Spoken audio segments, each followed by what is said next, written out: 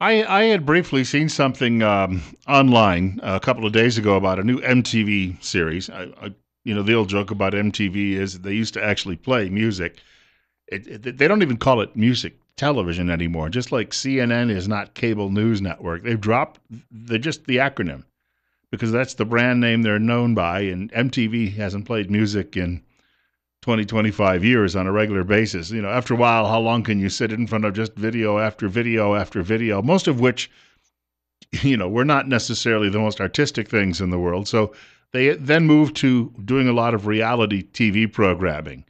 And that's been the staple of that network. Now, I haven't seen it in years. I have to admit, I briefly would watch. I think there was a GMT, or was it GAC? Was that at Great American Country? Because Saturday nights they would carry Gaither, and I would want to watch that. But so a lot of these shows don't even register with me when I hear about them. But this one, I read about it the other day, and it's what they're doing is they're taking a lot of young white people and they're putting them in homes in some sort of reality TV setting, although no reality TV is actually real. But they put them in these settings, and then they have to learn about the lives of people who come from various minority communities. And then the white people are supposed to apologize for their actions of their ancestors going back, I don't know, 5, 6, 7, 10, 20 generations. It used to be said that a lot of religion and faith in its early stages often believed that you were responsible for some of the sins committed by your forebears, especially fathers, grandfathers, and the like. And then it was actually the American left that said, that's a really ridiculous notion. How can you be responsible for something somebody else did a couple of 100 years ago? But times have changed. And now it's the left that says someone who may have done something, who looked like you, who did something mean 300 years ago to someone who looked like a minority, that you're responsible for that. So what they do is they have these young people gathered. And then last night I was checking my emails, and a friend of mine sent me the trailer for this new show. And the trailer actually shows you these young people as they're weeping and crying about all of the sins. And I'm so sorry I was born a white person. I just, oh no, please forgive me. I'm going to go kill myself. And he said, you realize they've all been living in mom and dad's basements. And because of that, that's why you have this. So what I have done, I have gone and I found that trailer. And if you would bear with me for a moment, I'd like to actually to share that with you. And this is just the trailer from the show. Now, there's some video with this, which I can't show you, obviously, but you can at least hear some of it. Take a listen to this for a moment. It's a real eye-opener. And when I got that email, I wrote back my friend and I said, you know what? It's Mao's Cultural Revolution all over again. So we're doing a film for MTV on what it means to be young and white. Okay. Okay. If you say the wrong thing, then suddenly you are a racist. I'm trying to be careful here. I don't want to offend people. I feel like you guys are attacking me now. If I bring up any sort of race issue with my parents, they immediately assume that I'm demonizing them. Give me a hug. How might your life be different if you weren't white? When you say white, what does that mean to you? We've never had to internalize what white people have done in America, but here, you can't escape that. Feels like I'm being discriminated against. You kind of get this feeling that things belong to you. I'm getting uncomfortable. It's uncomfortable. Hey, this is great. Let's get all uncomfortable together. Yeah. Why not just have a loop of Louis Farrakhan speeches over and over and over again, calling everyone white devils? 11 minutes after 9 o'clock, 67 on Top Story, and you're on the air. Yes, good morning. One major concern that I have, actually there's two of them, is under this administration, the demonization of the white people. We've had nothing to do with what went on in the past, but right now it seems like every other race is being controlled by the White House to demonize white people. Well, if yesterday we were talking about this, the president has actually issued an executive order, and he wants not just cities but small towns across America to file regular reports with the federal government about what they are doing and how they are working to desegregate, integrate various neighborhoods with this mosaic of people from all over the world. Well, there's one other little issue that's bothering me living here in Twin Falls is Twin Falls turning into a sanctuary city with all these foreigners pouring in and the taxpayers picking up the tab for it. Yeah, this is the wave of the future, and if you bring any objections up, they refer to you as being racist. Well, that's okay with me. The truth comes out. I believe in what Trump is after. Yeah. Well said. Thank you much for the call, sir. Okay. Have a good weekend. 9:12. Bill Colley with you on Top Story on News Radio 1310 KLIX and newsradio1310.com. Our telephone number 736-0300. 736-0300. It's all about social engineering and trying to get it is so similar. It may not be as violent yet as what happened in Cambodia when the communist Khmer Rouge took over. But it's on the same continuum. Think about that for a moment. The Khmer Rouge took over after a brief civil war in Cambodia and after the United States had left Southeast Asia. And the leader of that group, a fellow by the name of Pol Pot, immediately said, it's year zero. We're starting the calendar all over. Nothing has happened before. Nothing before matters. And we're going to completely reinvent society. And they went out, and anyone who had a college education, killed. Anyone who might speak a foreign language, killed. Anybody who wore glasses because they were considered Western, killed. This went on for several years. And there have been, the absolute genocide of his own people to get rid of them. So he believed he could reorder society in the image that he wanted it and that they could create some sort of perfection out of this, when all they did was create a mass grave. It's what's going on in North Korea for 65 years now and still goes on. I just read yesterday where the president of North Korea had a turtle farmer executed because he had a bad tour of the turtle farm, and so he was angry with the turtle farmer. Waited a couple of months, then they lined the poor guy up against a wall and shot him dead. How do you get productivity out of that? Fear is a motivator. I mean, it's like number 7 on that list of top 10 motivational things that you can do. But still, it seems to me that there might be better ways to get people to do what you want them to do. But you look at what those countries have done or do, and you look at the United States and you look at what's going on here. I've said it before. Lefty says we have to respect everyone's culture, and Lefty says no culture is superior to another. Really? North Korea? Cambodia? Some of the headhunting cultures that still exist down in the Amazon? You're telling me that, no, we've got to respect every culture. They've watched a lot of Star Trek. They believe in that prime directive that we can't mess with other cultures. We just have to stand back. How about ISIS? Is that a culture that we have to respect? I mean, they're going around burning people alive, drowning people, and filming it all so that they can pleasure themselves watching the videos afterward. And we're told that these are somehow, and we were naughty when our ancestors, they say we, but our ancestors first came to North America, and we stopped people from dragging captives to the tops of pyramids, hacking their chests open while they were still alive, yanking their hearts out and eating their hearts in front of their dying bodies. No, excuse me. Some of these cultures were obviously inferior. And thank God they don't exist any longer. But Lefty insists that there's nothing wrong with those cultures and that the only bad culture is ours. So they're trying to dilute it and eventually diminish it and then eliminate it. And you do that with all of these refugees streaming in, whether they be coming from the southern nations or whether they be coming through resettlement programs from various parts of Asia, especially some very dangerous parts of Asia. You do that. You also make white people go around apologizing all the time, as MTV is hoping you can do with this TV series. And since a lot of kids will be watching it, they hope to have some influence in indoctrinating them. As Tom Muntz was telling us in the last hour of the program, you also go into the schools and you do the very same thing. That's what this is all about. You degrade Christianity, which is really one of the founding principles of Western civilization. No, it is the founding principle of Western civilization. You degrade that, you mock it, and then you tell Christians that they're out of step with the world because they will not accept marriages between horses, cows, and pigs, or people marrying horses, cows, pigs, twigs, or trees.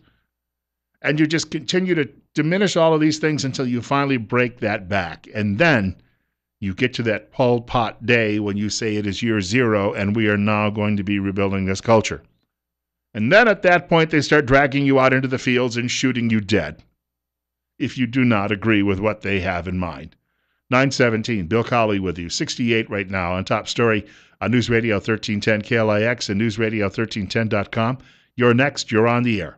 Yeah, good morning, Bill. Thanks again for taking my call. You know, this racism thing is one of the biggest problems this country's got as far as tearing itself apart. You know, in my eyes, the biggest racist in this country right now, other than maybe Farrakhan, will be Obama. Everything that goes wrong, he has to bring race into it. Everything. You think about this. I mean, what he needs to do is walk up to the mirror and look and notice that the United States of America, that he seems to discuss so much, voted him as president. And he's a black man. Well, and here's another point. Megyn Kelly has been stressing this for the last couple of days. She sent out a message about it last night. He'll show up for a funeral in South Carolina. He'll show up for he'll make noise about Ferguson, Missouri, or about Skip Gates in Boston.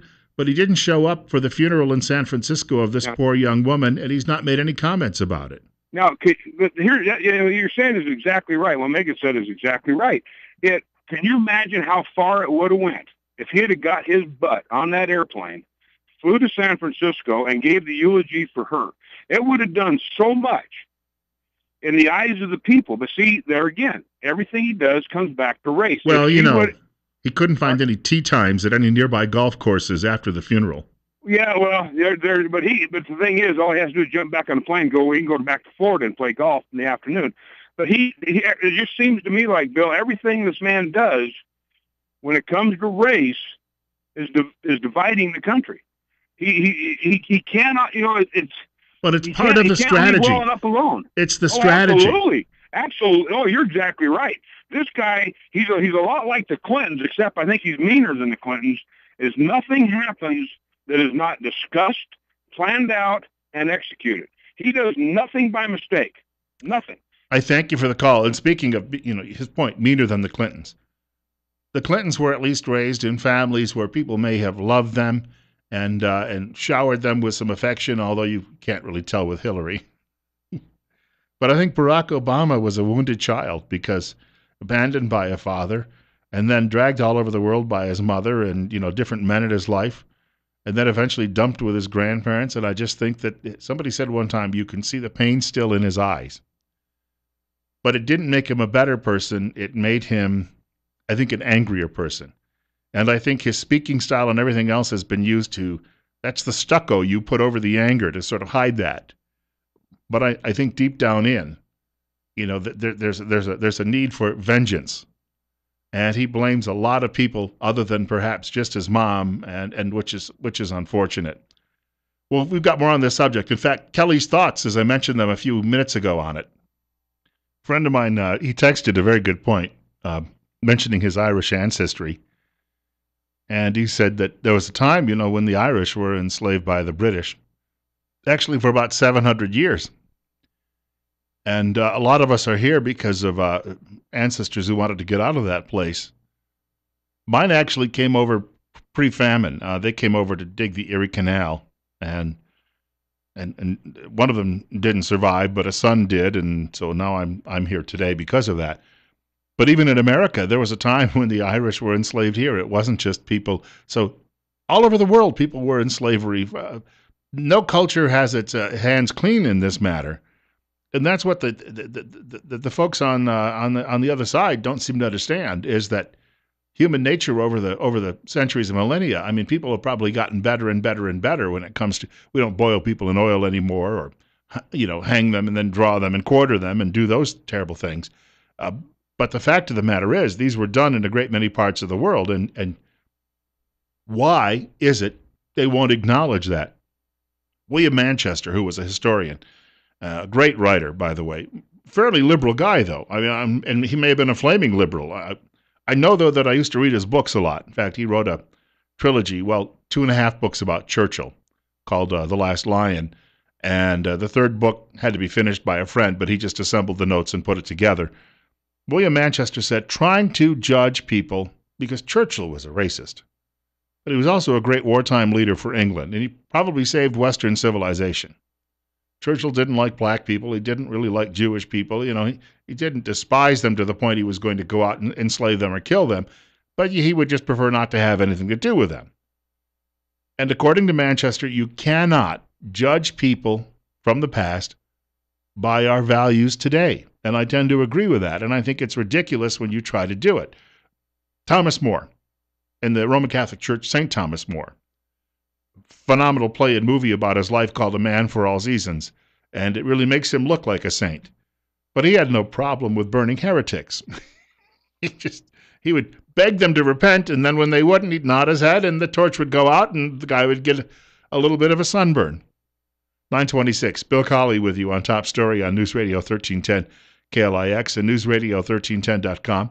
We were mentioning the other day, if people are offended by the name Washington Redskins, yes, George Washington held slaves. George Washington believed that they should be whipped when they were bad. And sometimes, I guess, whipped for good measure. But again, we wouldn't be here today having what we have if it hadn't been for a guy like George Washington.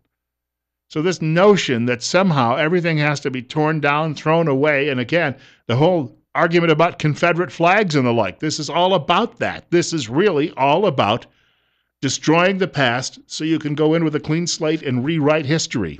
And again, start everything off at year zero. It's daffy, but that's what they're attempting to do.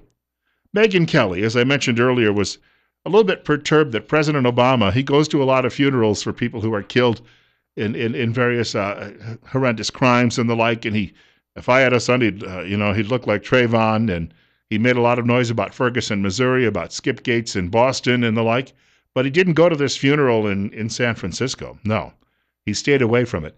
Megyn Kelly had a couple of guests, the conservative Mark Thiessen and Richard Fowler, a liberal talk show host, never really heard of one of those, having a discussion on her program last night. Mark, there's no excuse for it. He picks and chooses the victims he wants to highlight, and apparently this victim wasn't deemed worthy. That's exactly right. And look, why hasn't the president come out into the South Lawn, the Rose Garden, or the press podium and said it is unconscionable that the city of San Francisco refused a request from U.S. immigration officials to notify them when this man with 7 felony convictions was released? It's his administration that requested that information and it was turned down. And the answer is simple. He supports sanctuary city policies. His administration... That's not true, Mark. It is. How Absolutely is it not true? Richard. How is it not true?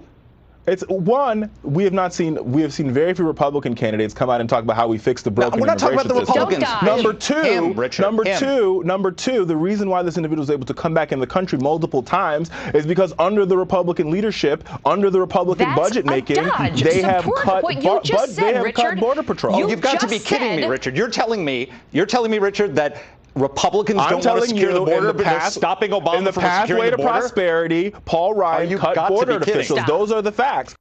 Rudolph Giuliani had a suggestion. He said what you do is every few miles you put up a little border station and you staff it, and then when the sensors indicate someone is coming across, you just simply go snap them up. So there's one Republican in favor of, you don't necessarily need to have spend a fortune down there, although could build a fence.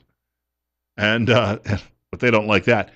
He's Richard Fowler, the liberal in that conversation, though, he's playing that deflection game that they do. He's talking about, they're coming across the border. No, we're talking about sanctuary cities. The fact of the matter is, the people in those cities are violating federal law, and nobody in federal government is cutting their share of federal benefits. That is, money those cities receive from the federal government. Right? So therefore, President Obama is in favor of what they are doing. They are nullifying federal law. And it's no different than what? John C. Calhoun, going all the way back into the 1830s, when he raised the notion the first time around. But they tell you, he was a slaveholding racist. Here you go, though. This is the same thing. It's nullification. But it's nullification by the left, and gosh, that makes it okay. Bill Colley with you on Top Story. We've got more coming up. Global warming, another study says it may be all a bunch of bunk. I love it when these stories come around, and then there's a lot of silence in establishment media, but you can find them Thanks to the internet, which we always say has its good and bad, but at least it has given us a voice, an alternative voice sometimes when it's needed. The Daily Caller, founded by Tucker Carlson. Study resurrects the global warming hiatus. It's 9:34. Bill Colley with you on Top Story on News Radio 1310 KLIX and newsradio1310.com. 69.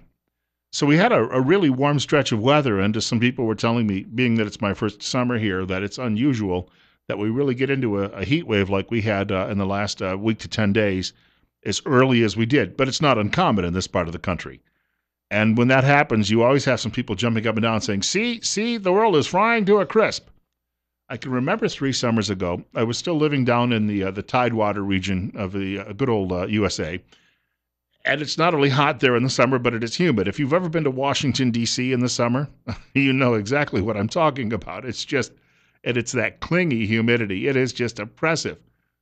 And we hit a heat wave, and we hit it in early summer. And one day I was driving to the grocery store. It was 105, and the humidity was just soaking. And all over the Washington region and throughout the Chesapeake and Delaware Bay areas, they were screaming that this was the result of global warming, and maybe now we deniers would finally wake up. And then it broke. After a few days, it broke, after maybe a week or so. And the rest of the summer turned out to be cooler than normal. In fact, the weeks leading up to the heat wave had been cooler than normal in the spring. And then all of a sudden, all of the screams about the end of the world came to an end. It was like all of a sudden they lost their evidence. Well, here you go again. I mean, it's going to be hot sometimes, hotter than normal. That's why we have, when they throw up on the television when you're watching it in the evening and you see the graphic that says, oh, this is our record for this day, for the high, and this is the low. And, you're all over the place because that's how it works. The madness that you sometimes hear with these people when they try to take any little thing and say this is why, when they said the floods in Houston were obviously caused by global warming. Well, as it turns out, it floods in Houston frequently. It always has.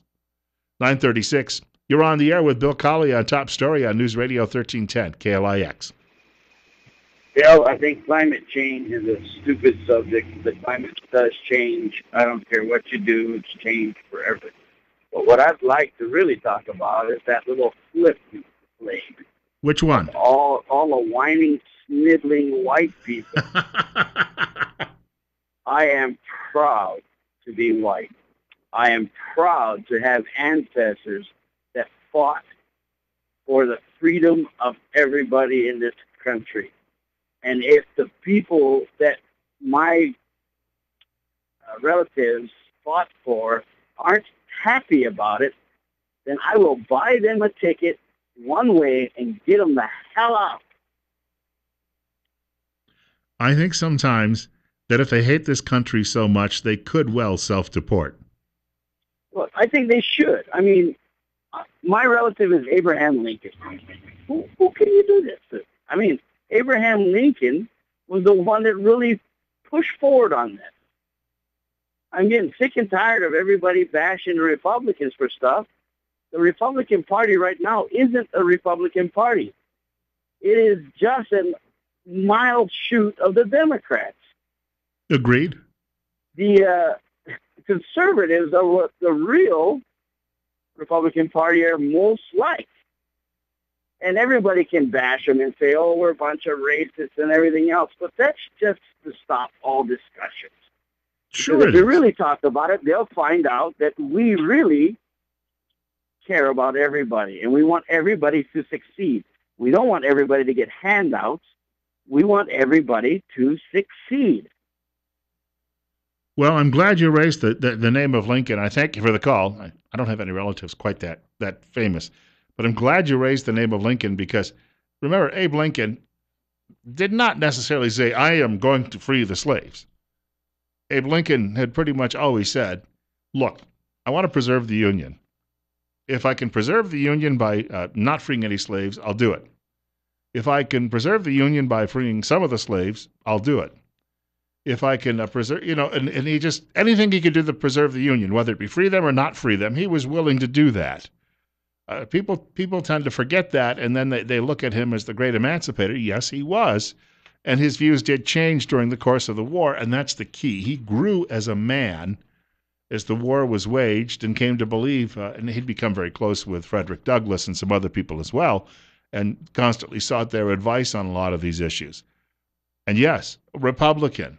And yes, it was the Dixiecrats, Democrats from the Deep South, who reinstituted that Confederate flag, that, battle flag of Northern Virginia, we should point out. That's the flag, by the way, of Robert E. Lee's army, not of the Confederacy. There were three Confederate flags, national flags, and the one that we talk about is not one of those. But the fact of the matter was, it was Democrats who instituted those policies, and it was Republicans in the North through the 1960s. Charlton Heston, who started out as a somewhat of a liberal guy and then moved to the opposite side of the political spectrum, was one of the Freedom Riders, for crying out loud. Republican icon. Bill Colley with you this morning on Top Story on News Radio 1310 KLIX. Never got to the details on this. Only hold it up to the camera in case you ever want to watch the video on the hiatus and global warming. Well, there'll be another day. Believe me, we hope there will be.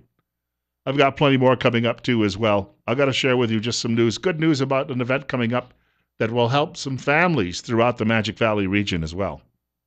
There's some news today in the Wall Street Journal that should remind us that anyone who challenges this notion that they're going to, because that's what the elites are trying to do, as I say, social engineer changes in this country that they think will somehow be better.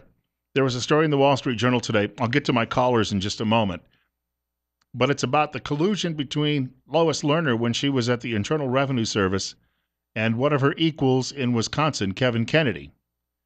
Emails we've show that between 2011 and 2013, the two were in contact on multiple occasions, sharing articles on topics including greater donor disclosure in Wisconsin's recall elections. The emails indicate the two were also personal friends who met for dinner and kept in touch. Are you available for the 25th? Ms. Lerner wrote in January 2012. If so, perhaps we could work 2 nights in a row. This timing is a significant one because those were the years when the IRS increased its harassment of conservative groups, and Wisconsin prosecutors gathered information that would lead to the John Doe probe that officially opened that year. Ms. Lerner's lawyer declined comment. Mr. Kennedy said via email that Ms. Lerner is a professional friend that I have known for more than 20 years, but declined further comment. What they were doing is they were going into people's homes with SWAT teams, knocking down doors basically, and searching for details to discredit Scott Walker and the Tea Party movement in the state of Wisconsin. Yes, it was the type of thing you would have imagined that the Gestapo did in Germany. And Lois Lerner was behind this, working with one of her counterparts in state government in Wisconsin. Bill Colley with you. It's 9:45 on Top Story. You're next on News Radio 1310 KLIX. Good morning. Good morning. Go ahead. Yeah, I'd like to make a comment on this Tennessee flag that they took off the State House down there. I was fortunate enough to go online and buy one before they were sold out. My question is, what would have happened if that shooter had an American flag instead of the Confederate flag? We have to take down all our American flags now, too? And as I said the other day, if he'd been holding a handful of pecans, would we outlaw pecans? And thanks for the call. It was a great point. Rather abrupt one. I guess I held him long enough on the phone on hold. But my point was, if he'd been holding a handful of pecans as representative of his views in the South, would we then say, well, we've got to crush all pecans and then eliminate them, plow all the fields under and plow them up with lime so that we can no longer have pecans out there because these pecans are a symbol of racism and violence? How about peaches? Would we tear out all the peach trees because of that if he'd been using those? I have a friend, great guy, retired from the U.S. military after 21 years. And politically correct, you would say he's a person of color. Not terribly liberal because the military will often do that to you. And he made a great point. I was looking at a post he had on Facebook last night. He said, okay, yeah, you've gone ahead, you've pulled down the flag, now what? And I equated, he lives in Washington. They have a basketball team named the Wizards. 20 years ago, that team was named the Washington Bullets. They were better then, too. But 20 years ago, they were named the Bullets. And then they were forced to change the name because all of the liberals, they kept wetting their pants every time the team played, saying, oh, you're only encouraging shooting because you call them the Bullets. Oh, what? Are you people nuts? So they changed the name to Wizards. Did the number of shootings in Washington suddenly drop? No. Did violence in Washington come to an end? No. Just the other day, a young black man on a train, and that's one of the safest train systems in the country, on a train in Washington, riding on the metro, he stabbed to death a young college student so he could rob the guy. And meanwhile, everybody else sitting in the train car just watched. No, we don't want to get involved. Oh. Of course, the assailant, the guy with a knife, was only about 5'5" and 120 pounds. You could have easily gone over and went, and he would have fallen over, but nobody got involved. So, yeah, you went and changed the name from, at least they weren't called the Knives. Well, it didn't seem to stop this kid either. I guess when they call them the Wizards, now we have to be concerned about those people who are worshiping trees and the Wicca movement. But it just shows you the mindlessness, the stupidity. The left feels they have to do something. It makes me feel better because my feelings were hurt and I felt awful when it happened, so therefore we have to get rid of this. You haven't changed anything. Tomorrow, there are still going to be racists in South Carolina. I'm not saying everybody there is a racist. Got to qualify that. Remember, we're dealing with people out there who parse everything you say. And there will be racists all over the country and all over the world. There are always going to be some of them out there. When I was a young guy in college, my first couple of years, I was hoping to become a police officer before they told me my eyesight would not allow that. But my major in the beginning was criminal justice. And I remember a phrase, aberrant behavior. And out of any population, you are going to have some people in that population who have aberrant behavior. That's why we have police. That's why we have locks on doors. That's why we have a Second Amendment. That's why we have all of these things, is because we're worried that there are people out there who would do us harm. And in some aspects, we still call it evil. Sometimes we even say they're possessed. You can still say that if you're a believer. Obviously, if you're not, you're thinking, they think there's a guy living down in the center of the earth with a pitchfork. Those stupid Christians. Not quite that way. That's just an artistic rendering. Can we point that out? I'm just so fed up with the left. If they would all self-deport, what a great country we could have again. Please, please, please tell me how I can assist you. In the meantime, we've got Mike Gallagher on the way, brought to you exclusively by the financial advisors at Waddell & Reed in Twin Falls. The telephone number, 736-6563. Saw a great story today, and I got to mention Idaho because it's included. Actually, it includes every state in the United States. And so when you come to talking about money in this country, what's it worth? People are oftentimes, there are these calculators online. If you're offered a job, let's say in San Francisco, you can calculate what you'd need to earn. And of course, it's a very expensive place. Number one, who'd want to live there? Okay, other than an illegal immigrant. Number two, you'd have to accept certain lifestyles that might run counter to what you believe are right and wrong. And number three, it's incredibly expensive. There's a map that has been put together, and it appeared today on the website of Pravda on the Potomac, the Washington Post, how much $100 is really worth in every state. Wrapping up the program today, it's 9:55. Bill Colley with you, 70 now, warmest we've had this morning. And you're listening to News Radio 1310 KLIX and newsradio1310.com. God willing, the creek don't rise. I get to do this all over again, Monday morning between 8 o'clock and 10 o'clock. The writer of the story says, $1 in your pocket goes much further in the Midwest or South than New England. Gosh, now there's a shock. It says the map is based on a relatively new but powerful measure called regional price parities, which reflect the differences in prices for a number of different goods in each state and has implications for everything from job relocations to public policy. So to give you an idea, the most expensive place to live when it comes to how far $100 will go, New York State. They are heavily taxed there. I think New Jersey and California aren't far behind. All of these high-tax states where they have absolutely no growth whatsoever. Where does $100 take you the farthest? Well, or furthest, I guess it depends. One is about, actual movement. Mississippi. Mississippi says that if, the $100 bill basically buys $115 and some change. If you go to South Dakota, where it's very, very cold and windy too, $114 in change. Those are the two highest in the nation, number 1 and 2. As I say, New York being the worst, no surprise there. Mississippi's cost is I think it's 13% cheaper than the average for groceries, utilities, and the like. And you don't have a lot of snow and cold down there either. So in the winter, you don't have to worry about high heat bills. Idaho is in the upper brackets.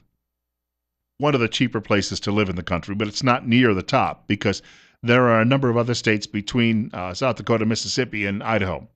Still, Idaho, that $100 gives you the spending power of $107 plus some change. So there you have it. And as Governor Otter was telling us a couple of months ago on the program, this state has the 5th fastest growing economy in the union. The other 4 states that are ahead of Idaho either have coal, natural gas, or oil. Idaho doesn't really have access to any of those things, and yet is right behind all of those big energy-producing states. Why? Cheap cost of living, and a fairly libertarian view of how government should operate and how we should go about our daily lives. So there are still some pluses to living here that you do not get in many other parts of the country. It's 9:57, still at 70. I think with the rain today, I don't think that the high, some of the forecasts I saw, peg the high only in the mid to upper 70s. I think a great many of us can agree that we can live with that. Rush Limbaugh is on the way following news at 10 o'clock from Fox. Sean Hannity following the news at 1 o'clock. Somebody filling in for Glenn Beck. He's off for a few weeks, resting those vocal cords. Coming up at 4 o'clock this afternoon, and then Dave Ramsey a bit later, and then Coast to Coast, Weekend Coast to Coast coming up during the overnight. And have a great weekend, everyone. I want to see you all back here on Monday morning. We'll be grading everyone, of course.